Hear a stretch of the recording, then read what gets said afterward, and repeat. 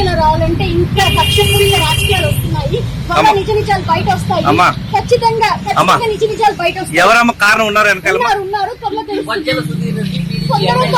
తెలుస్తున్నారు. అందరికీ నమస్కారం. నేను మీ వినూతా కోట, తెలుగింటి ఆడబిడ్డగా మీడియా ద్వారా రాష్ట్ర ప్రజానికానికి, శ్రీకాళహస్తి నియోజకవర్గ ప్రజలకు, నాతో పనిచేసిన మా జన సైనికులకు కొన్ని విషయాలు తెలియజేయడానికి మీ ముందుకు వీడియో ద్వారా వస్తున్నాను.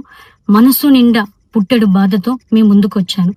మేము చేయని తప్పుకి మేము జైలుకు వెళ్ళినందుకు కూడా నాకు బాధ లేదు, కానీ మేము చంపాము అని మీడియా ఛానల్లో ప్రచారం చేయడం నాకు చాలా చాలా చాలా బాధ వేసింది. అతని చావులో మా ప్రమేయం లేదని గౌరవ కోర్టు భావించింది కాబట్టే నాకు 19 రోజుల్లో బెయిల్ వచ్చింది. సబ్సిక్వెంట్లీ 1 నెలలో మా అందరికీ బెయిల్ వచ్చింది.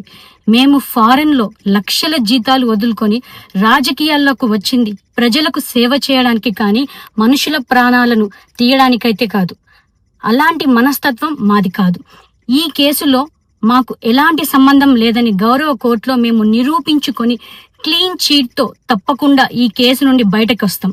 ఈ కేసు చెన్నై కోర్టులో విచారణ ఉన్నందున నేను ఈ కేసు గురించి ఇంతకు మించి మాట్లాడకూడదని మా లాయర్లు నన్ను సూచించారు. మేము ఏ తప్పు చేయలేదు. నిజ నిజాలు ఆ దేవదేవుడికి, శివయ్యకి తెలుసు. ధైర్యంగా పోరాడతాం. నేను జనసేన పార్టీ అధినేత శ్రీ పవన్ కళ్యాణ్ గారిని కలవడానికి ట్రై చేస్తున్నాను కాబట్టి ఇన్ని రోజులు మీడియా ముందుకు రాలేదు. మేము ప్రస్తుతం చెన్నైలో ఉన్నాము. త్వరలో నా పైన జరిగిన కుట్రకు సంబంధించిన వీడియోలతో, ఆధారాలతో మీడియా ముందుకు వస్తానని తెలియజేస్తున్నాను. న్యాయం ఎప్పటికైనా గెలుస్తుంది.